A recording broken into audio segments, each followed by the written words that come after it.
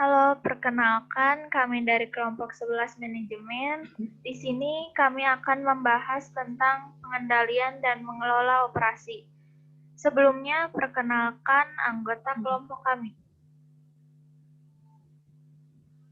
Perkenalkan, nama saya Cindy Ayu Pratama. Saya Gina Pratidina. Saya Reksania Vela. Dan saya Siva Fujia. Pengertian menurut para ahli. Menurut Earl P. Strong, pengendalian adalah proses pengaturan berbagai faktor dalam suatu perusahaan agar pelaksanaannya sesuai dengan ketetapan-ketetapan dalam rencana. Sementara itu, menurut Harold Kontz, pengendalian adalah pengukuran dan perbaikan terhadap pelaksanaan kerja bawahan agar rencana-rencana yang telah dibuat dapat mencapai tujuan perusahaan. Lalu, menurut Erteri, pengendalian dapat didefinisikan sebagai proses penentuan. Apa yang harus dicapai yaitu standar. Apa yang sedang dilakukan yaitu pelaksanaan. Menilai pelaksanaan dan apabila perlu melakukan perbaikan-perbaikan, sehingga pelaksanaan sesuai dengan rencana yaitu selaras dengan standar. Tujuan pengendalian. Pertama, agar proses pelaksanaan dilakukan sesuai dengan rencana. Kedua, melakukan tindak perbaikan jika terdapat penyimpangan-penyimpangan. Ketiga, agar tujuan yang dihasilkan sesuai dengan rencana. Keempat, untuk mencari dan menghindari terjadinya kesalahan serta memperbaikinya.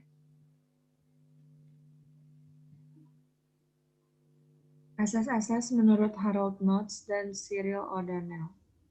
Pertama, ada asas tercapainya tujuan. Artinya, pengendalian harus tertuju ke arah tercapainya tujuan dengan melaksanakan perbaikan untuk menghindari penyimpangan-penyimpangan dari perencanaan. Kedua, asas efisiensi pengendalian. Artinya, pengendalian itu efisien jika dapat menghindari penyimpangan dari rencana, sehingga tidak menimbulkan hal-hal lain yang di luar dugaan. Ketiga, asas tanggung jawab pengendalian. Artinya, pengendalian hanya dapat dilaksanakan jika manajer bertanggung jawab terhadap pelaksanaan rencana. Keempat, asas pengendalian terhadap masa depan. Artinya, pengendalian yang efektif harus tertuju ke arah pencegahan penyimpangan-penyimpangan yang akan terjadi, baik waktu sekarang ataupun yang akan datang. Kelima, asas pengendalian langsung. Artinya, teknik kontrol yang paling efektif ialah mengusahakan adanya manajer bawahan yang berkualitas baik. Pengendalian itu dilakukan oleh manajer atas dasar bahwa manusia itu sering berbuat salah. Cara yang paling tepat untuk menjamin adanya pelaksanaan yang sesuai dengan rencana adalah mengusahakan sedapat mungkin para petugas memiliki rencana yang baik. Keenam, asas refleksi rencana. Artinya, pengendalian harus tersusun dengan baik sehingga memperlihatkan karakter dari susunan rencana. Ketujuh, asas penyesuaian dengan organisasi. Artinya, pengendalian harus dilakukan dengan struktur organisasi. Manajer dengan bawahannya merupakan sarana untuk melaksanakan rencana. Dengan ini, pengendalian yang efektif disesuaikan dengan besarnya kekuasaan manajer, sehingga mencerminkan struktur organisasi. Dan yang terakhir, asas pengendalian individual. Artinya, pengendalian dan teknik pengendalian harus sesuai dengan kebutuhan manajer. Teknik pengendalian harus ditunjuk terhadap kebutuhan-kebutuhan akan informasi setiap manajer.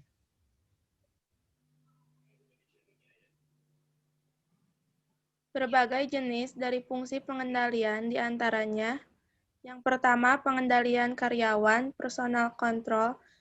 Pengendalian ini tertuju pada hal-hal yang berhubungan dengan kegiatan karyawan. Misalnya, apakah karyawan bekerja sesuai dengan rencana, perintah, tata kerja, disiplin, absensi, dan sebagainya.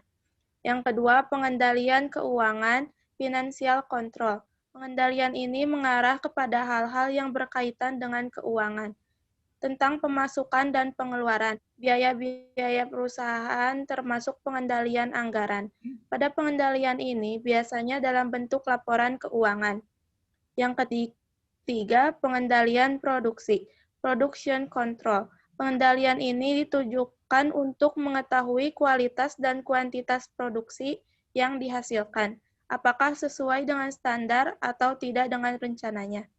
Yang keempat, pengendalian waktu, time control. Pengendalian ini ditujukan untuk pengendalian waktu. Artinya, apakah waktu untuk mengerjakan suatu pekerjaan sesuai atau tidak dengan rencana. Yang kelima, pengendalian teknis, technical control. Pengendalian ini ditujukan dengan hal-hal yang bersifat fisik, yang berhubungan dengan tindakan dan teknis pelaksanaan. Yang keenam, pengendalian kebijakan, policy control. Pengendalian ini ditujukan untuk mengetahui dan menilai apakah kebijakan-kebijakan organisasi telah dilaksanakan sesuai dengan yang ditetapkan. Yang ketujuh, pengendalian penjualan, sales control. Pengendalian ini ditujukan untuk mengetahui apakah produksi atau jasa yang dihasilkan terjual sesuai dengan target yang ditetapkan. 8. Pengendalian inventaris, inventory control. Pengendalian ini bertujuan untuk mengetahui apakah inventaris perusahaan masih ada semua atau ada yang hilang. Yang kesembilan, pengendalian pemeliharaan, maintenance control. Pengendalian bertujuan untuk mengetahui apakah semua inventaris perusahaan dan kantor dipelihara dengan baik atau tidak. Dan jika ada yang rusak, apakah kerusakannya masih dapat diperbaiki atau tidak.